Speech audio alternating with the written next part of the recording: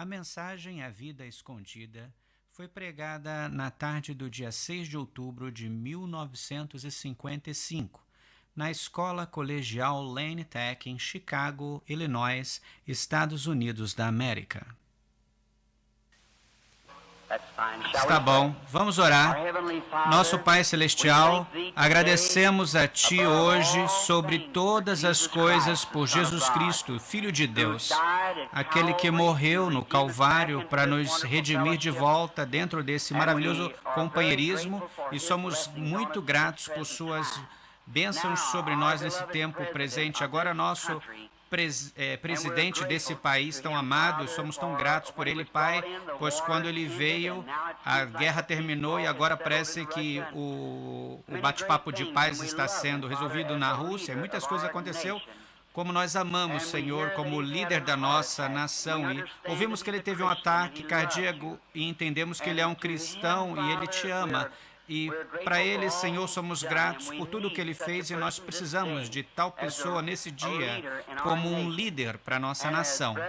E como irmãos juntos, nós oferecemos uma oração a Ti para que o Senhor o livre, que o Senhor o cure e faça-o ficar totalmente bom, e que essas aflições que estão sobre eles sejam simplesmente para trazê-los para mais próximo de Ti, e tudo que ele possa fazer é confiar em Ti, e que ele possa correr de volta rápido para a Casa Branca, Pai, e todo dia do seu governo aqui na terra possa haver paz nas nações. Conceda, Deus, e que seja só o gosto de quando o grande governador vier, Jesus Cristo, então a paz será estabelecida em todo o coração e não haverá mais guerras. Conceda essas bênçãos, Pai, nós pedimos no nome de Jesus. Amém. Podem se sentar.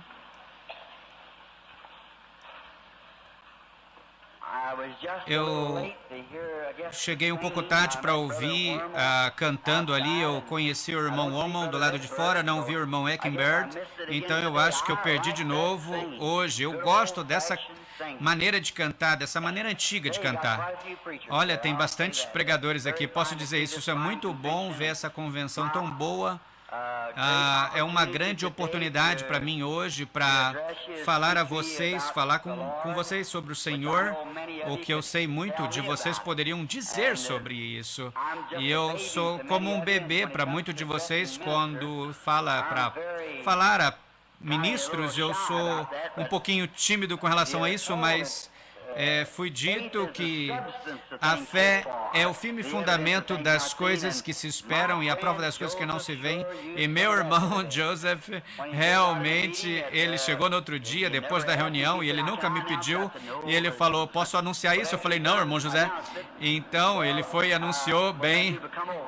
Então não tinha nada a fazer senão vir até aqui, então você tem que me aguentar um pouquinho. Se você conseguir, será muita bondade se fizer. Então hoje à tarde vou falar um pouquinho e à noite teremos o culto, estaremos prontos para o culto. Estou tão grato por esse grande mover do Senhor Deus nessa convenção aqui na Igreja Filadélfia, do irmão Bozé e toda a equipe e as pessoas de Chicago que estão ao redor. Somos gratos a vocês. Em minha opinião, essas coisas nesse ano que é a espinha dorsal da América. Não teríamos a América se não tivesse o Senhor Jesus aqui para nos ajudar a ser a América. Além disso, a espinha dorsal de cada nação é a sua moral. Quando a moral cai na nação, então a nação se foi. A maternidade cai, tudo vai embora, toda nação, não tem mais exceção. E nós cremos que o grande tempo, quando as armas serão empilhadas pela última vez e a TAPS vai soar pela última vez, e acontecerá em breve, quando o Rei Jesus virá e terá o reinado na terra, e todos estamos aguardando por isso. E é por isso que essas convenções acontecem, a razão que estamos juntos aqui, porque temos algo em comum para falar. Porque o nosso tom musical é Jesus Cristo, Filho de Deus. E eu olhando o tempo presente, as coisas que acontecem agora, eu seria uma pessoa muito desencorajada. Mas eu aprendi uma lição uma vez, algo que eu ouvi um homem dizer, ele ia distribuir uma bicicleta swing para o melhor ciclista. Eu não sei se eu já falei isso nessa igreja, no meio dessas pessoas ou não. Um menino que pudesse dirigir em cima de uma prancha de 30 centímetros por 92 metros, poderia ganhar uma bicicleta swing. E muitos meninos da cidade acharam que podiam vir e iam ganhar o desafio. E tinha um menininho ali que era fraco e tinham certeza que ele não iam ganhar. E todos os rapazes foram ali, tentaram andar um a um e todos caíram, mas só esse menino fracote, ele foi que chegou no final dessa prancha e foi lá e ganhou a bicicleta swing. Todos os meninos chegaram lá e perguntaram: como é que você fez isso? Ele falou: ó, companheiros, vou dizer o que eu fiz. Quando vocês começaram, eu dei um impulso para começar e deixei rolar, e vocês olham para baixo assim, tentando manter a bicicleta na prancha. Eu nunca olho isso. Veja, você faz isso e você fica nervoso, então você cai. Eu simplesmente coloquei meu pé no final e fui até o fim. É isso. Se nós oramos ao redor, irmãos, ficamos nervosos. Mas vamos olhar o final. O final. Irmão Jack estava citando aqui na mesa do jantar hoje algo que bateu bem fundo no meu coração. E ele disse que um menino estava perdido na Irlanda ou na Escócia e ele não sabia como voltar. Então as pessoas estavam lá tentando ajudar ele. Ele falou: olha, na cidade que ele vive, em cima da colina em algum lugar, tinha uma grande cruz. E se você me mostrar aquela cruz, então eu sei como chegar em casa. Isso é verdade. É verdade. Me mostre a cruz e eu encontrarei meu caminho para casa. E essa é a maneira de ir para casa, não é? Amém. Agora, eu não sei falar para uma audiência assim como essa. Eu simplesmente pensei em ler um versículo ou outro da Escritura aqui e talvez falar da palavra por alguns momentos na minha maneira antiga, sassafrás de falar. Então, no livro de Hebreus, capítulo 10, versículo 19, lemos isso: tendo, pois, irmãos, ousadia para entrar no santuário pelo sangue de Jesus. Vamos pedir ao Senhor que abençoe essa palavra, sua palavra. Pai, somos tão gratos de ter a palavra, pois a fé vem por ouvir a palavra. E nós, como seus servos hoje, homens e mulheres sentados aqui, que saíram do campo para se refrescarem nessa convenção, rogamos, Pai Celestial, que o Senhor venha até nós novamente nessa tarde, como o Senhor sempre fez, prometeste que iria fazer, e que nos abençoe juntos hoje, e que a Tua palavra encontre um lugar de descanso em cada coração. Pois te pedimos no nome de Jesus. Amém. Eu ia falar, talvez sabendo que na noite passada não tinha preparado nada, porque normalmente é alguma outra coisa quando eu chego lá, mas comecei a pensar nisso, sobre ousadia, tendo ousadia para entrar no Santo dos Santos, no santuário pelo sangue de Jesus Cristo. Eu pensei que poderia tomar um texto nessa tarde, por uns minutos, sobre a vida escondida, uma vida escondida. Agora, muitos de vocês nessas convenções tentam encontrar como ter um andar mais próximo de Deus. Tenho certeza que você, irmãos, a maneira nessa tarde, agora eu estava pensando, talvez eu fosse falar sobre o sobrenatural e eu não sei como chegar nisso, é simplesmente tão misterioso para mim quanto é para vocês. Então eu pensei, uma vida escondida com Cristo, alguma maneira que poderíamos nos esconder, sair de tudo e viver com Cristo. Estou olhando o irmão Henry Grote. Deus abençoe, irmão Henry. Não tenho visto o irmão há muito tempo. Aconteceu de vir o pai ali, reconheci ele quando eu tive meu grande colapso e saí do campo durante 8 meses. Foram ótimos irmãos e um papai para mim, ficaram comigo o tempo todo. Nunca vou esquecer o tempo quando o irmão Grote chegou lá no campo e eu estava tão nervoso, eu fiquei tenso, não sabia se eu estava dentro ou fora de mim. Eu nunca esqueço o irmão Grote quando ele se ajoelhou do meu lado e ele chegou, colocou suas mãos sobre mim e falou: Papai Deus, ajude o irmão Branham. Papai Deus, ajude o irmão Branham. Isso sempre fica comigo, irmão Grote. Como que seria, irmão Grote? Algum dia eu teria meu braço em volta de ti, debaixo de árvores verdes e fonte de águas da vida que fluem debaixo do trono. Estaríamos na presença do Papai Deus para sempre, para viver na sua presença. Agora, Deus fez de uma maneira tão simples na Bíblia e fez o Evangelho tão simples que até as pessoas como eu, que não tem instrução, poderia ter a oportunidade de falar e pregar o Evangelho. E eu estava dizendo aos irmãos que vinham, como estranho eu me sinto de chegar ali hoje e saber que diante de estudiosos e homens mais inteligentes no país estão sentados aqui, e aqui minha gramática tão pobre que é, olha como eu sou desqualificado, mas sabe de uma coisa? Provavelmente vocês se sentem como eu, se você tivesse que sentar diante de algum bispo, assim por diante. Mas sabe de uma coisa, irmãos? Deus não habita tanto na teologia, Ele habita em amor, em humildade, onde todo mundo pode conhecer Ele melhor e saber dele. Sou tão grato que Ele tem selecionado não somente um punhado, uma denominação, mas aquele a todo que chamar, aquele que quiser. Isso me dá a muitos a chance de vir e ter companheirismo e falar dele.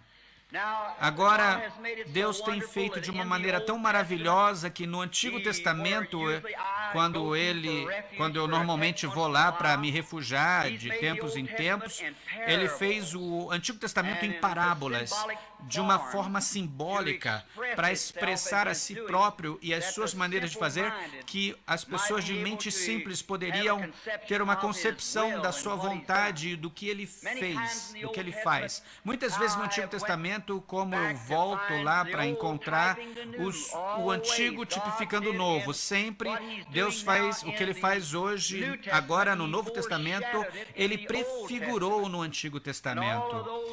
E todos que negligenciam Deus e abandonam Deus no Antigo Testamento, nós podemos ver por exemplos o que aconteceram deles e aqueles que não têm a fé em Jeová e têm medo de ir no Antigo Testamento para ver o que aconteceu com eles, e fazemos a nossa escolha e agradecemos a Deus por uma nação livre e um lugar de adoração onde cada um de nós pode velejar na fé de Deus e voar longe dessa terra. Sou tão grato disso hoje, porque há muitos lugares que você não pode fazer isso. Agora, por exemplo, no Antigo Testamento, como Deus deu todas as suas parábolas ali e colocou as suas coisas que seriam uma sombra para hoje, e essa é a única maneira que eu posso ensinar a Bíblia. Ele fala sobre grandes palavras gregas e assim por diante. Isso me amarra em muitos lugares, mas se eu olho lá atrás e vejo o que Deus fez lá atrás como uma sombra, uma prefiguração, então eu tenho uma concepção geral do que Ele está fazendo hoje, porque aquilo foi uma sombra. Se eu estivesse indo ao oeste e o sol estava nascendo no leste e minha sombra atrás de mim, eu nunca tivesse me visto, eu nem sabia como é que eu seria um ser humano, eu teria uma concepção da minha forma quando eu visse a minha sombra. E o Antigo Testamento é a sombra de Cristo, da vinda de Cristo, e tudo mais prefigura a cruz. Em Cristo, toda a redenção de Deus, todos os seus planos, o plano da salvação, tudo se encontrou no Calvário. Agora, que lindo que é no Antigo Testamento, como Deus prefigurou esse Espírito Santo que estamos aproveitando dele hoje, como Ele prefigurou a ordem dessas convenções e como nós podemos vir juntos e ter companheirismo, e ter um companheirismo junto. Lá atrás nós vimos como as coisas bem no início, lá da igreja, como Deus prefigurou o lugar hoje, que eu penso, irmãos, que nós estamos entrando para a próxima bênção. Cada um de nós sabe que estamos simplesmente num tempo emprestado. A grande bênção da cura divina e o poder do sobrenatural tem saído e tem trazido um grande revivamento que sacudiu o mundo todo, que podia ser sacudido no mundo todo o tempo. Nunca houve um tempo na era que o cristianismo tem chacoalhado o mundo como tem sido nesses últimos 5, 6 anos. É correto. Cada nação de baixo, cada lugar, através da rádio, através de evangelistas, vamos num lugar em países diferentes que não creem em Deus, e lá nós encontramos aonde os missionários passaram alguns folhetos, o que é bom, mas quando eles veem a operação do sobrenatural, dezenas de milhares caem diante da cruz para servir o Senhor Jesus Cristo. Tem sido um grande mover. Agora nós estamos nesse solo há bastante tempo e eu creio com todo o meu coração que estamos no limite, entrando num outro véu ali mais à frente, algum lugar onde os grandes mistérios de Deus será feito conhecer a igreja. E para mim, eu tenho ambos ouvidos e olhos abertos para ouvir a mensagem quando ela vier e a examinar, pois Satanás vai colocar muitos corredores falsos, mas deixa de lado, lembra, isso só está significando que algo real vai acontecer quando você vê, pois Satanás vai fazer tudo que, como eu disse na noite passada, para bloquear a joia real de Deus quando ela estiver vindo. Você vai ouvir, ele vai colocar um bloqueio para pegar Abel, ele botou um bloqueio para pegar José e para pegar Jesus, e ele fará isso, um para pegar Moisés. Então, quando você pode notar essas coisas, Satanás vai tentar bloqueá-lo. E é aí que eu creio que há muitos cultos e coisas que vemos hoje, seitas que nós vemos aqui, que colocam um aviso, olha, ele vai vir em breve. E eu noto no irmão, a gente vem aqui no meio dessas pessoas do evangelho completo, aceitando a doutrina batista do Espírito Santo, do batismo do Espírito Santo seja uma obra separada do Espírito Santo. E eu pensei, então, quando Martinho Lutero chegou na justificação pela fé, ele pensou que isso era suficiente, essa era a luz do dia dele. E ele pregou e creu e se segurou nisso, e foi a luz daquele dia. Então ele entrou num outro véu, um homem chamado John Wesley, com o calvinismo que espalhou na nação e disse o que Deus iria fazer e o que aconteceu, e Deus ia haver um revivamento, e Deus levantou John Wesley e ele espremeu o calvinismo no solo e colocou na balança correta e colocou as obras de santificação, a segunda obra da graça. Nazarenos vieram e depois vieram o Pentecoste e depois o batismo do Espírito Santo, trazendo-nos em solos mais elevados. E agora, quando os irmãos receberam o batismo do Espírito Santo, eles disseram, isso é o topo, isso é tudo, mas irmão, está errado. Não há o topo do poder de Deus. Nós continuamos e continuamos. É um recurso ilimitado de Deus que nunca tem sequer tocado nele, bênçãos e poder que nós não sabemos, que não pode ser nem revelado aos arcanjos, está ali adiante para a nossa igreja, para a sua igreja que crerá nisso. Pois as coisas que o olho não viu e o ouvido não ouviu, não subiram ao coração do homem, são as coisas que Deus preparou para os que os amam. Então vamos ir adiante e dizer que nós temos direito e vamos ir em solo mais profundo e nunca vamos nos colonizar ou nos organizar, chegar num lugar que isso é o que nós cremos, isso é tudo, vamos crer isso, mas muito mais do que a gente puder ouvir de Deus. Eu acho que isso deveria ser o motivo de cada homem e mulher que ama o Senhor Jesus, de receber tudo que você pode das mãos, das misericórdias mãos de Deus. Aqui no meu coração, essa é o motivo que eu nunca me uni a uma organização, não tomei lado com nenhum grupo, porque eu quero estar aberto para o amor de Deus e tudo que Ele pode dar para mim. Notei aqui na Bíblia, falando por alguns minutos, no Antigo Testamento, quando um filho nascia numa casa, ele era um filho quando ele nascia. Ele se tornava um filho quando nascia dentro de um lar. E no tipo oriental, normal, Naqueles dias, o filho era dado a um tutor para criar a criança. Paulo fala tão bonito disso no Novo Testamento, como que um tutor criava a criança e a lei era um tutor que nos traz a Cristo. Mas quando aquela criança nasceu, ela era um tipo da igreja hoje. Aqueles que nascem de novo pelo Espírito Santo. E eu creio que Deus tem sido um tutor da sua igreja, trazendo ela adiante, fazendo ela crescer. Há um tempo agora para alguma outra coisa acontecer. A igreja deve estar crescida nessa hora, mas muitos de nós devíamos estar ensinando os outros, ainda estamos querendo o leitinho da Bíblia. Nós queremos professores como nós deveríamos ser professores, e isso é uma vergonha. Eu deveria saber mais de Deus do que eu sei. Agora, aqui está uma coisa que eu creio que quando um filho, a Bíblia fala lá atrás, que quando um filho tem sido criado, o tutor mantinha o pai informado sobre a conduta da criança. Agora o tutor, nessa maneira, ele tem sido o Espírito Santo.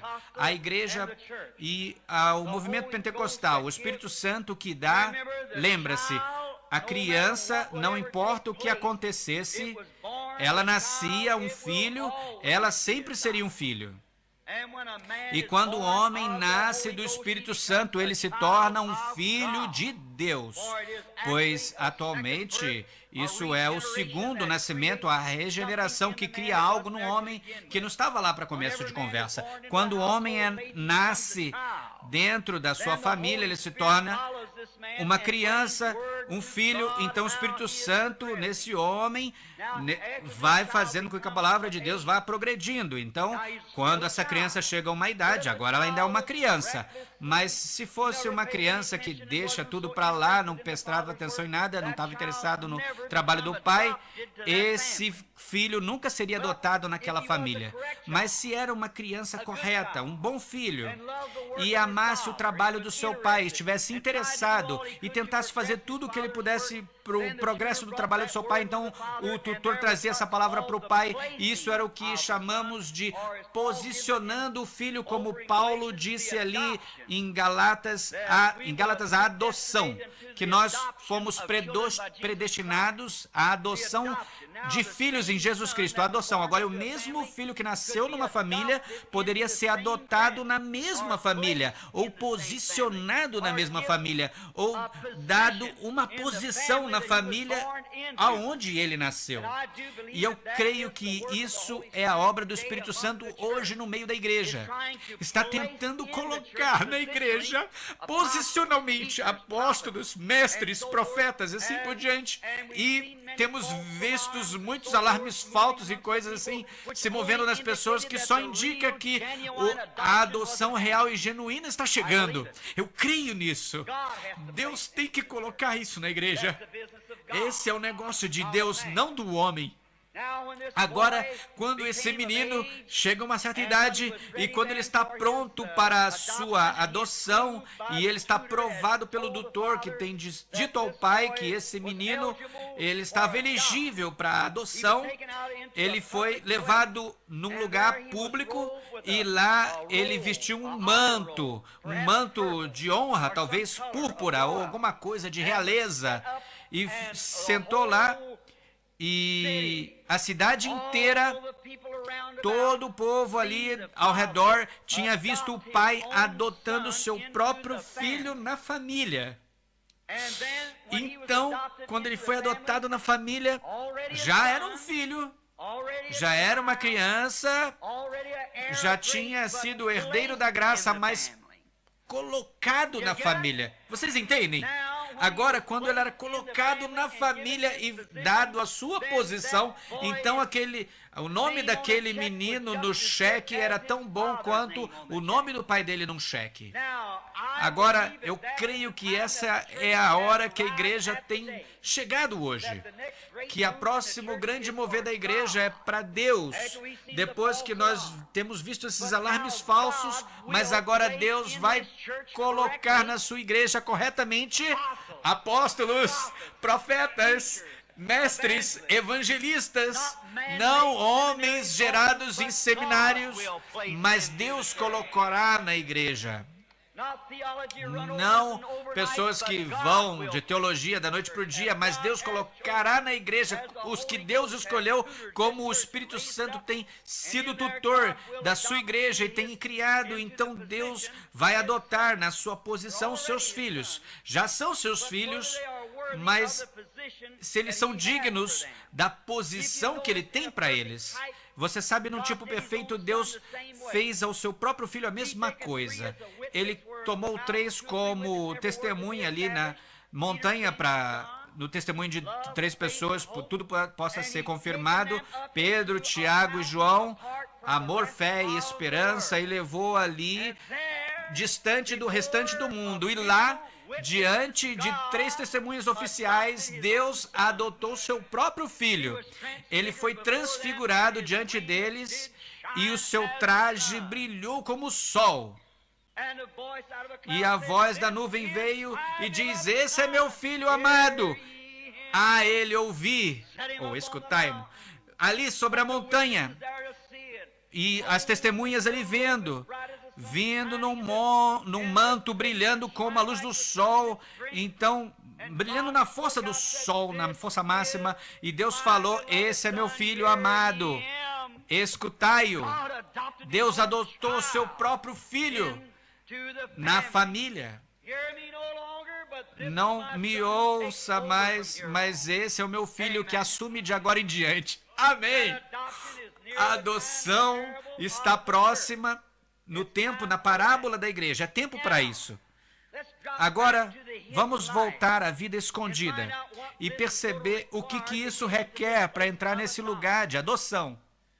Uma vida escondida, nós percebemos no Antigo Testamento, na lei mosaica, nós encontramos ali, qualquer leitor sabe que ali tinha 2 véus, 2 compartimentos e uma congregação, e montado ali no tabernáculo de Deus, no deserto, o primeiro era a congregação, o lugar santo e o santo dos santos. Essa é a casa de Deus. Esse é o lugar de habitação de Deus. Esse é o seu lugar de habitação. Agora, você só vive numa casa de 3 cômodos, sabe? Você pode ter 2 quartos, 3 cozinhas, mas você só vive numa casa de 3 cômodos, basicamente. Deus vive numa casa de 3 cômodos. Quando Ele estava aqui na terra, Ele ocupou 3 cômodos, uma casa de 3 cômodos. Espírito Santo, carne e alma. E no templo do templo tinha lá a congregação, o santo lugar, os santos santos, cada um separado um de outro, e cada um tinha um mobiliário diferente para mostrar o local de habitação. Um tipo lindo da igreja. O pecador vinha primeiro na cozinha, como se fosse a cozinha onde você come. A sala é onde você tem comunhão. E o quarto é onde você descansa. Oh, Deus! Tá vendo? O pecador vem, fé vem por ouvir a palavra, ele vem e come a palavra. Então ele é batizado na fé e aceita Cristo como seu Salvador pessoal e traz ele, então, a comunhão com Deus. Mas então, ele vai adiante para o quarto, aonde na quietude fica com Deus, aonde todas as coisas do mundo se fecham e ele está sozinho, no silêncio, tranquilo com Deus. Irmãos e irmãs, esse é o lugar que esse movimento pentecostal tinha que estar hoje. Não muito babuceando, somos trinitários, somos metodistas, somos assembleanos, somos igreja de Deus. Devemos estar sozinho nessa quietude com Deus. Você não crê nisso?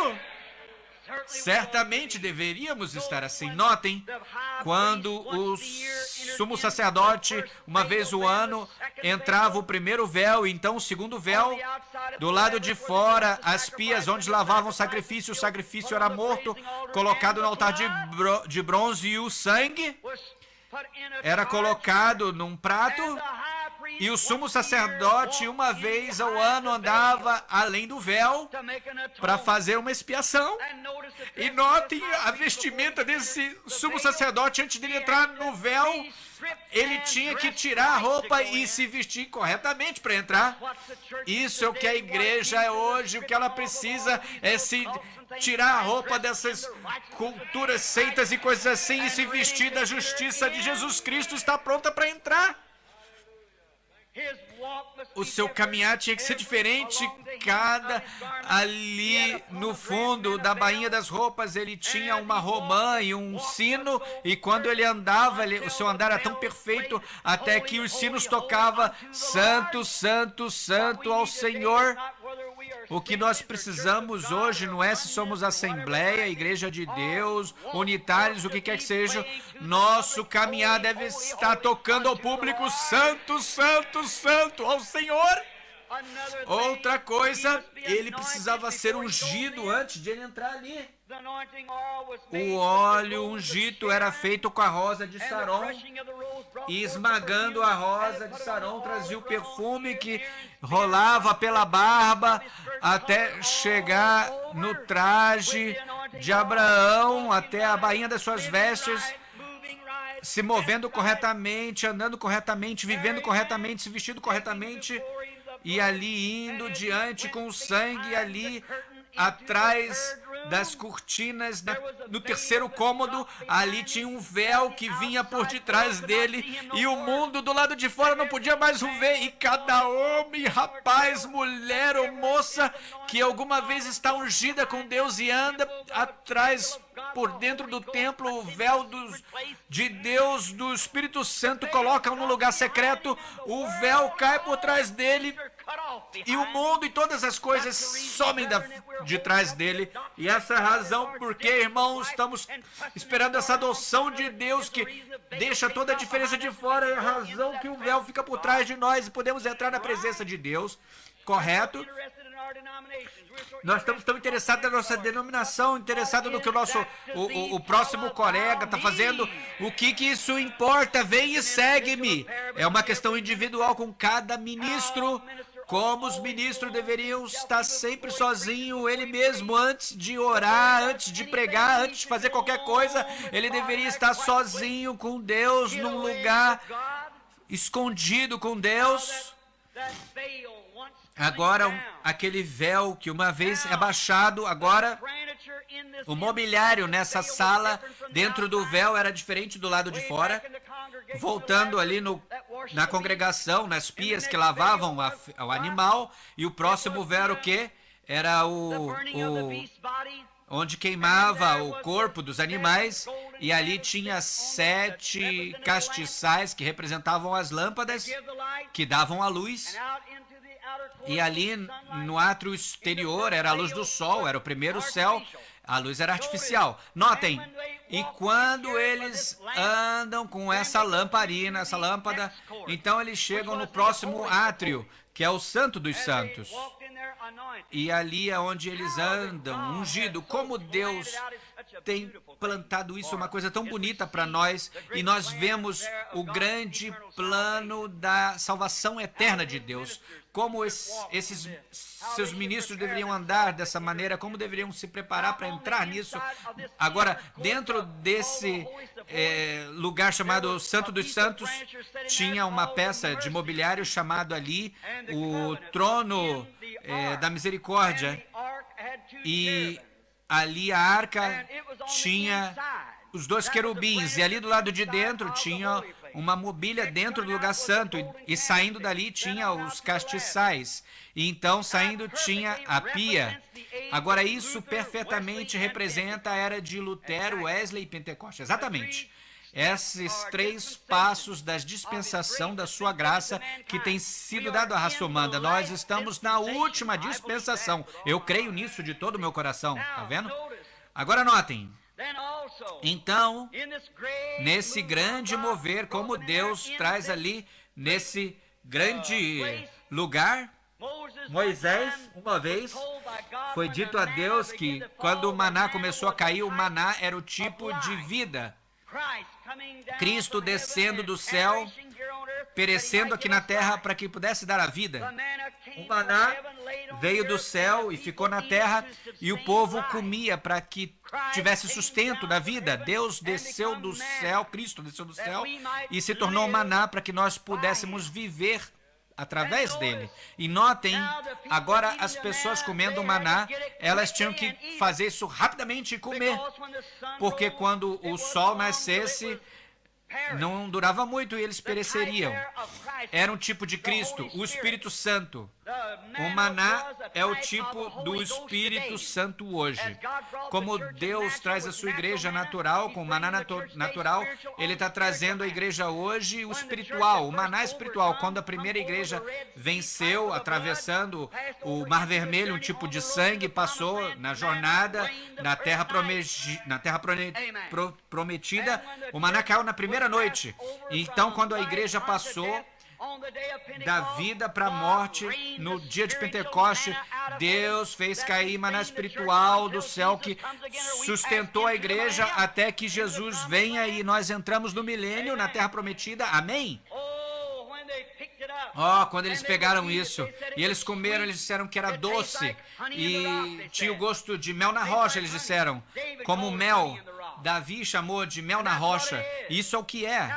Agora notem, um tipo, o maná nunca cessou de cair até o dia que eles entraram na terra prometida, pois 40 anos o mesmo maná caía todo dia. Aleluia!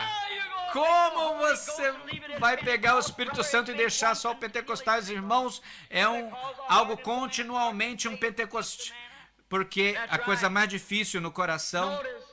Agora notem, tinha um tipo, agora no dia de Pentecoste, quando o nosso maná, assim que as pessoas entraram no cenáculo e obedeceram os mandamentos de Jesus e esperaram na cidade de Jerusalém para que a descida do Espírito Santo a primeira vez de repente veio do céu um som como vento veemente, impetuoso, encheu toda a casa em que estavam assentados e foram vistas por eles línguas repartidas como fogo.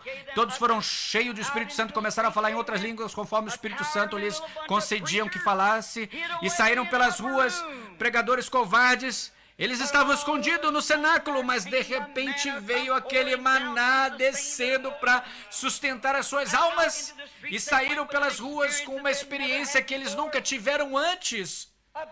Um tipo lindo de Deus sustentando sua igreja através da jornada até a terra prometida. Notem, meus irmãos, então quanto tempo esse maná durou? Durava até a jornada inteira, até ele chegar numa outra dispensação, até uma outra terra prometida. Quanto que esse vai durar? Até Jesus vir. Pedro disse, arrependei-vos cada um de vós, seja batizado no nome de Jesus Cristo para perdão dos pecados, e recebereis o dom do Espírito Santo, porque a promessa vos diz respeito a vós, a vossos filhos e a todos que estão longe, tantos quanto Deus nosso Senhor chamar. Quão longo que isso deveria durar? Quanto Deus nosso Senhor chamar, enquanto essa dispensação da graça durar, Deus vai estar chamando homem e mulher a seu serviço. Então o Espírito Santo é tão real hoje. Agora, ele nunca disse, quando eles comiam aquele maná, lembre-se, se eles comessem, muitas pessoas comiam e diziam, é isso. Eles tinham que pegar fresco todo dia, é correto. Ele tinha que juntar maná fresco todo dia, porque por volta das 9 horas, no segundo passo, ele derreteria, ele pereceria. E muitas vezes Deus está vivendo no segundo cômodo com Deus. Mesmo depois da comunhão, depois de ter recebido a palavra, vem até o segundo passo de receber o Cristo nas suas vidas e ainda não sabem aquele sala secreta aí, aquele quarto que é. Eles comeram maná. Mas você notou? Se eles deixarem ali muito tempo, finalmente isso vai derretendo. Ele vai perecer. E eu acho que muitas pessoas hoje estão tendo muita cãibra no acampamento de qualquer maneira. É por isso que eles vão e comam do Senhor no no acampamento e vai para um outro reavivamento e se mistura com alguma seita, alguma coisa, você está andando sobre alguma outra coisa de outra pessoa. Deus falou, faça uma botija de ouro, uma panela de ouro, aleluia, e coloca o maná ali. E lembre-se, o crente, uma vez quando ele anda ali, aquele maná nunca acabava, estava sempre fresco, novo e doce, como os dias se passavam, quando os anos se passavam, e todo homem que vem em Cristo se esconde ali, o véu cai por detrás dele, ele está na presença do Deus Todo-Poderoso, comendo maná dia e noite, de uma hora para outra. Sempre é sempre doce como foi na primeira vez, dizendo para a sua alma. É por isso que nós precisamos hoje chegar onde temos que estar, não ficar ali fingindo ou agindo de uma maneira, mas chegar lá. Amém? O homem, uma vez, lembre-se, somente crentes, somente eleitos que Deus escolheu. Eu creio que Apocalipse 2 diz, aquele ao que vencer. Então tinha uma promessa ao que vencer. Eu venci o cigarro. Não é isso que eu estou falando. É muito mais vai com cristianismo do que não fumar cigarro ou não beber uísque. Ao que vencer, darei eu a comer do maná escondido. Vai ser herdeiro de todas as coisas. E ouça, eu darei do maná escondido. Amém. Eu o esconderei e eu darei coisas ocultas que o mundo do lado de fora desse véu não sabe nada a respeito disso. Aleluia! Ainda que eles comeram maná, mas eles não sabem sobre isso. Eu te darei a ele aquele maná escondido e darei uma pedra com nome nisso. Você está entendendo o que eu quero dizer? Entrando na adoção do lugar oculto com Deus, ministros do Evangelho. Não importa sobre suas denominações, o que o mundo pensa, mas busque entrar no maná oculto, aonde a revelação completa de Deus tem feito o amor perfeito no seu coração em você e Deus, e nada mais. Tudo é o resto, deixa, seja lá o que for, o que vier, tudo está escondido. Que lugar para se viver! Deixe-me habitar ali. Como uma canção diz, deixe-me descansar debaixo da árvore, aonde flui, aonde o Cordeiro é a luz e aonde a alma do salvo nunca morre. Amém. Sem dúvida, eles comem maná ali fora, mas não sabem sobre isso, eles nunca entraram ali. Você, meu querido irmão, não leve em consideração minha ignorância, mas eu quero te perguntar alguma coisa. Você já chegou no lugar que você consegue fazer mais do que só discutir sobre a sua igreja?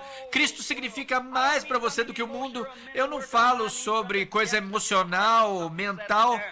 Eu falo do fundo do seu coração alguma coisa, e lá algo caiu ali, você não sabe, e você está ali, todo o seu motivo é servir Jesus Cristo. Você tem entrado nesse lugar, meu irmão. Você chegou nesse lugar onde você não se importa mais do que qualquer outra pessoa fala ou agir de maneira inteligente, mas você está amando Deus e está ancorado nele. Todo o seu motivo é fazer a vontade de Deus, amar para todo mundo, fluindo livremente. Que lugar para se viver! Esse é o lugar escondido. Esse é o lugar que nós temos que chegar, meus irmãos. Esse é o lugar onde Deus revela as suas coisas secretas. Esse é o lugar onde Deus faz o posicionamento e o chamado. Você entende o que eu quero dizer? Nesse mesmo lugar, nós não temos muito tempo, eu tenho que me apressar, mas só para um outro pensamento. Nesse mesmo lugar, eles colocaram o cajado de Arão para fazer uma decisão, quem Deus escolheria e quem ele não escolheria. E aquele cajado era uma vara morta. E uma noite ele teve vida, trouxe brotos, trouxe flores e produziu frutos. Ele veio à vida, trouxe brotos e produziu frutos. Um modelo muito típico do pecador sendo trazido a Deus no lugar santo. Lembre-se, aquele cajado passou por cada um daqueles elementos. E ele entrou lá dentro e ainda estava morto. Mas para habitar, ele nunca teve a vida quando chegou ali. E essa é a razão que o Espírito Santo está vigiando para ver se você recebeu o Espírito Santo. Veja a sua atitude de acordo com o seu reino. Se tem motivos egoístas, se tem pensamentos que você pensou para engrandecer uma denominação, ou te engrandecer, fazer você melhor, uma posição melhor, para fazer que você fique melhor aos olhos do mundo, ou criar uma igreja maior em algum lugar, uma popularidade, isso são coisas do lado de fora. Ou você está querendo o crescimento, o melhoramento do reino de Deus, irmão, tem algo errado. Amém? Agora, quando aquele cajado morto foi deixado ali na presença de Deus, ele mesmo, o que aconteceu? Trouxe brotos, trouxe flores e produziu frutos, mostrando que aquele cajado saiu de uma amendoeira, e quando ele foi cortado, ele morreu. E quando o homem é cortado de Deus, ele morre espiritualmente.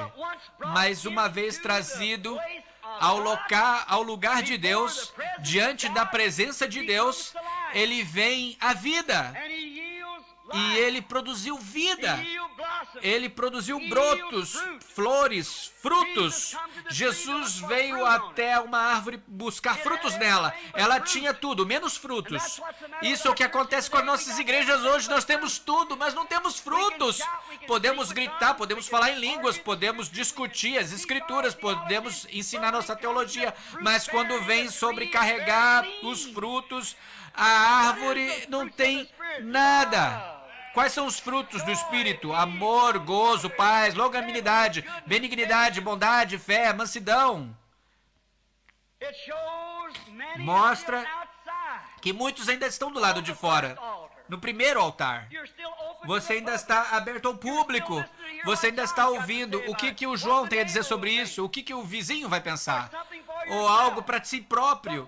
Mas uma vez atrás do véu e as cortinas caídas por trás de você, você está escondido em Deus, em Cristo, através de Cristo, está vendo? Note que quadro lindo do pecador, ficando na presença de Deus. Agora esse cajado ali, ele foi renovado. Ele teve uma fragrância, a fragrância das flores, e produziu frutos. Os brotos vieram. Agora um tipo bonito que foi dado, falando terrenamente. A primeira coisa que nós temos que fazer antes de ter uma colheita, nós temos que ter a semente. E a semente colocada no solo vai produzir seus frutos. Está correto? Agora, a primeira coisa que nós temos que fazer é receber Cristo. Agora, a árvore tinha que ser uma amendoeira para começar. E Cristo, você tem que recebê-lo antes de entrar nesse lugar. Então, na presença desse grande Deus, então as coisas acontecem. O que? Vê a palavra. Cristo era a palavra. No início era a palavra estava com Deus e a palavra era Deus. Cristo vindo à vida do ser humano. Agora notem, a primeira coisa era refrescar. O que faz a semente crescer? Você já levantou de manhã e encontrou o orvalho que cai do céu e refresca a terra. Como ele refresca ela? Quando ela está em paz. O orvalho não cai durante o dia. O orvalho cai durante a noite quando tudo está em paz. O orvalho nunca pode cair em você, meu irmão, enquanto você está discutindo, brigando sobre as coisas aqui dessa terra. Fique sozinho com Deus e deixe o orvalho da misericórdia cair sobre você na quietude. Memórias preciosas, como se prolonga, como enche a minha alma, preenche a minha alma na quietude da meia-noite, desvendando segredos. Como Deus pode conseguir com o seu crente as cortinas caídas atrás dele, ele sozinho com ele, e trazendo um refresco do céu, onde nenhuma outra pessoa que possa saber, mas só aquele que está ali. Você já andou na manhã, naquela manhã bem fresca, aquele sentimento, Deus refrescou sua terra. Uma fragrância. Você já foi lá num jardim de rosas? Ali no meu lugar, eles têm muito madressilva. A madressilva ela não cheira muito no calor do dia, mas bem cedinho de manhã, quando todo o ar foi purificado, e o aroma da madressilva deixa o homem estar ali discutindo, brigando, estufado, e você não vai ter muito aroma do evangelho, mas fica ali sozinho, na quietude de Deus. Cada homem que vem no púlpito tem que habitar ali primeiro, sozinho. Então vem os frutos, produzindo frutos adiante. Cada homem que fica na presença de Deus, nesse grande lugar de secreto escondido, produz os frutos da justiça: paz, longanimidade, benignidade, bondade, fé, mansidão, temperança. Não discuta sobre essas outras coisas. Consiga isso na sua vida e você nunca vai conseguir, até que você fique escondido com Deus naquela terra da adoção. Uma outra coisa, chamando a atenção antes de terminar. Olha, a luz no lado de fora do átrio era a luz do firmamento que clareava, a luz do sol, assim por diante. Alguns dias estava nublado, alguns dias o sol nem brilhava, alguns dias estava trevas, escuro. Agora isso no átrio exterior. O próximo átrio era a lâmpada de Deus, aonde fica o justificado.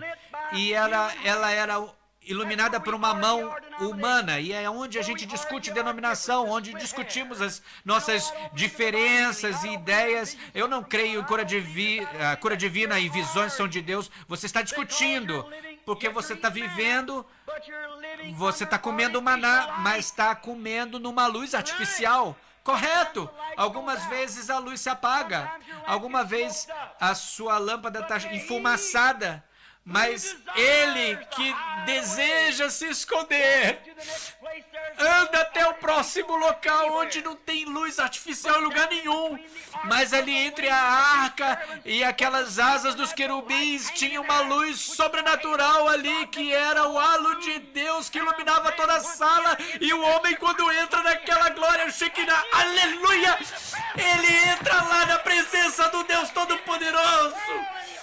E escurecimento do mundo e organizações artificiais, essas coisas do homem incrédulo se passam, e ele está vivendo na Shekinah da glória do Deus Todo-Poderoso. Meu irmão, vamos pedir a Deus para viver nesse lugar. Vamos ficar de pé. Oh, querido Jesus Cristo, o Filho do Deus vivo. Meus queridos irmãos e irmãs que estão aqui nessa tarde, nesse lugar, dessa igrejinha aqui chamada Igreja Filadélfia, que significa amor fraternal, eu oro, Tu, Senhor Deus, que seja misericórdia a cada pastor, evangelista e cada notório pastor e mestre na sua presença divina. Ó Deus, que o Espírito Santo envolva o nosso coração tão apertado à cruz, até que nós podemos deixar de fora e correr para aquela glória Shekinah, e não mais discutir as ideias com o homem, discutir sobre o que está certo ou não, mas viver e habitar na sua presença e comer o maná que foi armazenado para aqueles que estão escondidos. Conceda, Deus, que a sua bênção caia sobre essa convenção e cada homem e mulher possa se esconder debaixo da Shekinah da glória do Deus Todo-Poderoso. Conceda, Pai, eu peço essas bênçãos para os seus servos, meus irmãos e irmãos, no nome de Jesus. Amém. Eu creio. Oh, eu quero vê-lo, olhar na sua face e ali viver para sempre, pela sua graça salvadora, nas estradas da glória, erguerei minha voz. As preocupações se passaram, enfim estou em casa, para sempre regozijar. Louvado seja o seu nome. Eu amo para sempre regozijar, estando na presença da glória Shekinah, que nunca se apaga. Essa é minha história, essa é minha canção, cantando a sua presença, louvando todo dia, submissão perfeita, tudo mais é resto, eu e o meu Salvador, bendito para sempre. Ah, você o ama? Oh, eu quero vê-lo. Essa é minha história, minha canção, louvando o meu Salvador o dia todo. Essa é mais minha história, minha canção, louvando o meu Salvador o dia